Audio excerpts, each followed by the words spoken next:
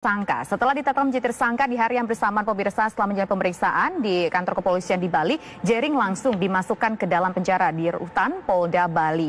Ada yang menilai bahwa tidak seharusnya Jering ini dimasukkan ke dalam penjara secepat itu pemirsa atas kasus yang melilitnya, yaitu kasus pencemaran nama baik dan juga diduga telah melanggar Undang-Undang ITE. Pertanyaan selanjutnya, pantaskah Jering ini untuk segera masuk bui pemirsa? Malam hari ini kita akan membahas dalam dua sisi dengan tajuk, haruskah Jering masuk bui? Saya akan mendiskusikan persoalan ini bersama dengan sejumlah narasumber. Siapa saja mereka? Saya perkenalkan satu persatu dari sebelah kiri saya terlebih dahulu, yaitu ada Pak Abdul Fikar Hajar, merupakan internet melalui Zoom. Kami juga sudah terhubung dengan kuasa hukum dari Jering, yaitu ada Pak Iwayan Gendo Suwardana. Selamat malam, Pak Wayan.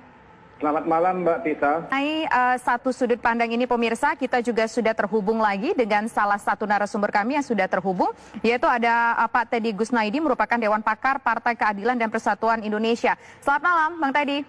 Tapi sebelumnya pemirsa kita harus menyimak informasi pengantar berikut ini. Ya, pertanyaannya pemirsa, dua pertanyaan akan kita jawab. Apakah ini sebagai bentuk membungkam kebebasan dalam berpendapat dan haruskah Jering ini sampai masuk bui sesegera itu pemirsa? Nah, pertama saya ingin ke Dr. Nas Instagramnya. Ini gara-gara bangga jadi kacung WHO, ID dan rumah sakit yang seandainya mewajibkan semua orang yang akan melahirkan tes COVID-19. Dilaporkan oleh ID Bali. Pak Nazar, tentunya mungkin ID Bali sudah berkoordinasi dengan ID Pusat, sudah berkoordinasi lampu hijau, ya sudah, silakan dilaporkan saja. Ada pencemaran nama baik yang diterima oleh ID. Kita coba lempar ke kuasa hukum ataupun pengacara dari Jering. Halo Pak Wayan. Iya, selamat malam Mbak. Iya, Jering tidak akan berhenti sampai ID dibubarkan. Dan juga yang cukup menyakitkan bagi ID adalah ID jadi kacung WHO. Dan akhirnya itulah kenapa Jering ini ditangkap menjadi tersangka, kemudian dari tersangka langsung dibui. Ya, tadi saya pertama begini Mbak. Ya, saya ingin ke Pak Wayan menjawab pertanyaan menggantung tadi Pak Wayan. Oke lah, kalau masalah kacung itu mungkin tidak dianggap terlalu bermasalah begitu ya menurut kuasa hukum. Tetapi bagaimana dengan ancaman bahwa saya tidak akan berhenti sampai ID itu dibubarkan? Pak Wayan, bagaimana penjelasannya?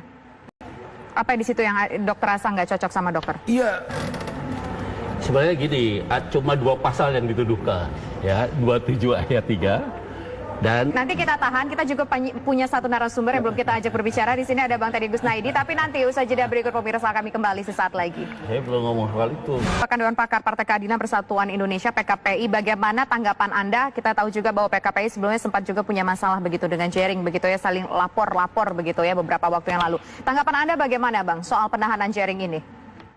Ya, kebetulan kita juga sudah mengundang dari pihak kepolisian. Kami masih terus berharap agar pihak kepolisian bisa bergabung bersama kami. Pemirsa, kita masih terus menunggu sampai berakhirnya acara ini. Kita juga nanti akan meminta tanggapan dari Bang Edi. Tapi nanti usai jeda berikut kami kembali sesaat lagi. Penerapan pasal itu. Kemudian yang kedua, Jering ini orangnya suportif kok begitu. Dipanggil, dia datang, dipanggil, disita handphonenya ketika ada sebuah permasalahan. Subjektif juga kalau misalnya ujuk-ujuk nanti berpikir bahwa Jering akan melakukan perbuatan yang sama. Dahulu Pak Wayan, bagaimana selanjutnya upaya mediasi katanya tetap terus dilakukan, tapi bagaimana titik terangnya sendiri? Jering dari awal sebetulnya sudah... Terima kasih juga Bang Teddy. Kita sudah begini kebersamaan kita dalam dua sisi kali ini. Saya Tisa Novendi undur diri, selamat malam dan sampai jumpa.